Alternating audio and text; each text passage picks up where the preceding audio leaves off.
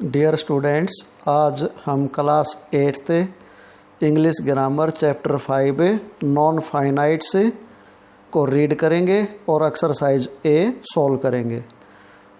Finite verbs. ए finite verb sometimes called main verb.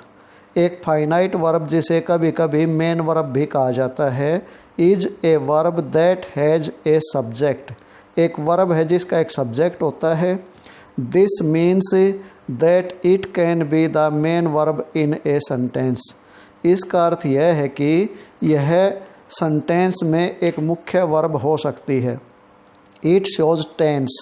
यह tense दिखाती है, पास्ट, प्रेजेंट एटसेट्रा। और या नंबर, सिंगुलर, प्लूरल। और नंबर दिखाती है सिंगुलर है या plural. Moreover a verb that changes its form when the tense is changed is called a finite verb.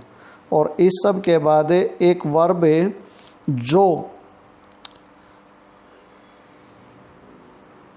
Changes its form, अपनी दशा बदल लेती है, when the tense is changed, जब टेंस बदलता है, is called a finite verb, उसे finite verb कहते हैं। Non finite verb. मेन इस चैप्टर में हमने नॉन फाइनाइट वर्ब के बारे में रीड करना है। A non finite verb has no subject, tense और नंबर। एक नॉन फाइनाइट वर्ब का कोई सब्जेक्ट, टेंस या नंबर नहीं होता। The only non finite verb forms are the infinitive, the gerund और the participles. Non finite verb की केवल इन्फिनेटिव, जिरंड या पार्टिसिपल फॉर्म होती हैं। It does not have to change its form according to the subject. यह subject के अनुसार अपनी दशा नहीं बदलती है। You have already learned that there are 3 kinds of a non finite verbs. या पहले ही पढ़ चुके हो कि नॉन फाइनाइट वर्ब 3 प्रकार की होती हैं, इन्फिनेटिव, जिरंड और participles. Number 1, infinitive. An infinitive is a non finite verb that express an action. एक इन्फिनेटिव एक नॉन फाइनाइट वर्ब है जो कार्य को व्यक्त करती है। It is the base of a verb generally preceded by to. यह एक बेस वर्ब होती है और इसके आगे टू लगता है। For example, it is hard to cut the glass. कांच को काटना मुश्किल होता है। She wants to go to the restaurant. वह रेस्टोरेंट जाना चाहती है। Number 2, gerund. A gerund is a verbal noun. एक जिरंड एक नाउन की विशेषता है। It is that form of the verb which ends in ing। ये वर्ब की वो फॉर्म है जो ing से एंड होती है, यानी कि जिसके अंत में ing लगता है। It does the work of both a verb and a noun in a sentence. यह एक सेंटेंस में दोनों का काम करती है, एक वर्ब का और एक नाउन का। For example, walking is good for a health. चलना स्वास्थ्य के लिए अच्छा है। I love preparing food. मुझे खाना बनाना पसंद है। Number 3, participle. A participle is a verbal adjective. एक पार्टिसिपल एक एडजेक्टिव की विशेषता है या एक मौखिक एडजेक्टिव है।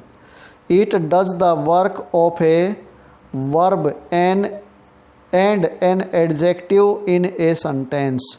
यह एक वाक्य में एक वर्ब और एक एडजेक्टिव का कार्य करता है। For example, blinded bye revenge he ran out of the class. बदले में अंधा होकर वह क्लास के बाहर भाग गया। The participles has 3 forms. Participles की 3 दशाएं होती हैं। Number 1, present participle. Present participle कैसे बनती है, verb plus ing। For example, cooking the food, she laid the table. भोजन पकाकर उसने मेज पर रखा। Number 2, past participle. Past participle verb plus ed, या हम इसको यूं कह सकते हैं, पास्ट पार्टिसिपल में सेकंड फॉर्म यूज होती है। For example, touched by the story, she started crying. इसमें टच का मतलब क्या होता है, छूना होता है वैसे तो, लेकिन टच्ड बाय द स्टोरी इसमें आएगा कहानी से प्रभावित होकर। शी स्टार्टेड क्राइंग, उसने रोना शुरू कर दिया। Number 3, perfect participle. इसमें क्या आएगा, हैविंग प्लस वर्ब के साथ ed या en। For example, having said that he left immediately. ऐसा कहकर वह तुरंत चला गया। अब check your skills, exercise a सॉल्व करेंगे students. Pick out the finite and non finite verbs from the following sentences. नीचे दिए गए सेंटेंसेज में से फाइनाइट और नॉन फाइनाइट वर्ब को ढूंढना है। State the kind of non finite verb, और नॉन फाइनाइट वर्ब की काइंड भी बतानी है। Number 1, he is fond of playing cricket. मैंने इसमें जो फाइनाइट वर्ब है उसको अंडरलाइन किया है, और जो नॉन फाइनाइट वर्ब है उसको इन सर्कल किया है। इसमें इज फाइनाइट वर्ब है और प्लेइंग नॉन फाइनाइट वर्ब है, और प्लेइंग जिरंड है। जैसे नॉन फाइनाइट वर्ब के हमने 3 काइंड्स होते हैं, इन्फिनेटिव, जिरंड और पार्टिसिपल। उनके अकॉर्डिंग हमने बताना है कि ये नॉन फाइनाइट वर्ब तो है लेकिन जिरंड है, इन्फिनेटिव है या पार्टिसिपल है, ये भी हमने बताना है। He is fond of playing cricket, उसे क्रिकेट खेलना अच्छा लगता है। He accepted to purchase the proposal, उसने प्रस्ताव खरीदना स्वीकार किया।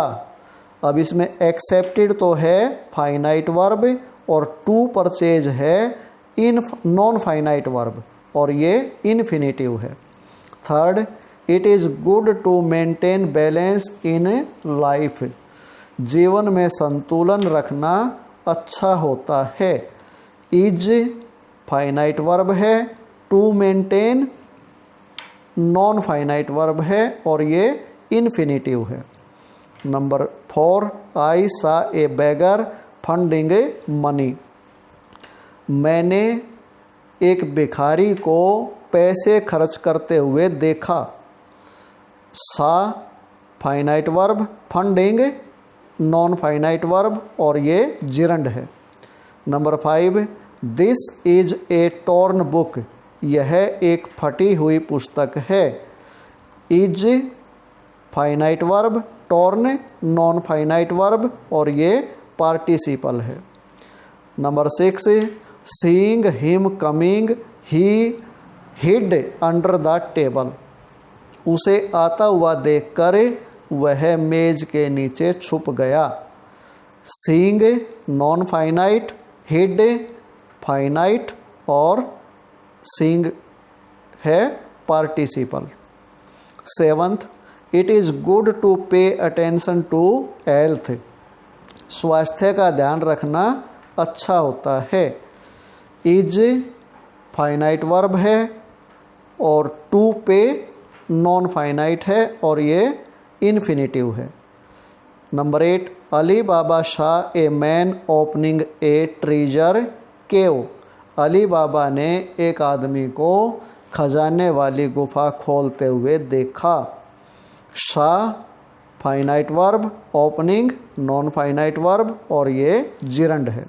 Number 9, he refused to obey the rules, उसने नियमों को मानने से मना कर दिया या इनकार कर दिया।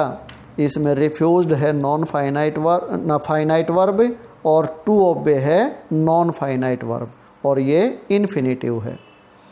नंबर 10, आई सा ए गर्ल प्लेइंग बैडमिंटन। मैंने एक लड़की को बैडमिंटन खेलते हुए देखा। सा फाइनाइट वर्ब है और प्लेइंग नॉन फाइनाइट वर्ब है और ये जिरंड है।